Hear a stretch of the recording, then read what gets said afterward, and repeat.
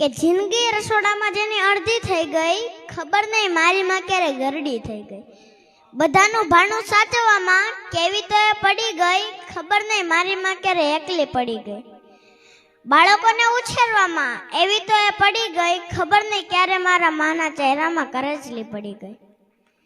વ્યવહારોને સાચવવામાં એવી તો વ્યસ્ત થઈ ગઈ, ખબર નહીં ક્યારે મારા વાની વાળની લટ્સ ક્યારે સફેદ થઈ ગઈ.